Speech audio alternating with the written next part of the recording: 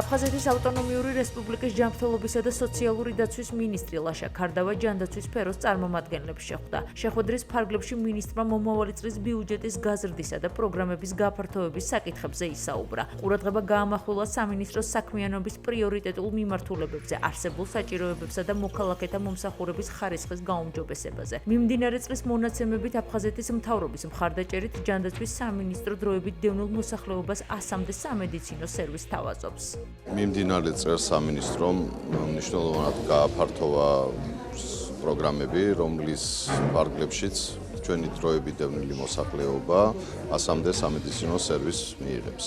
მომავალი წლისთვის ბიუჯეტის დასთან ერთად იგეგმება ახალი პროგრამების დანერგვა და არსებული პროგრამების გაუმჯობესება. ამ საკითხებს ეხებოდა დღეს ჩემი და სამედიცინო საზოგადოების შეხვედრა. საკმაოდ ნაყოფიერი შეხვედრა შედგა მინისტრის მხრიდან.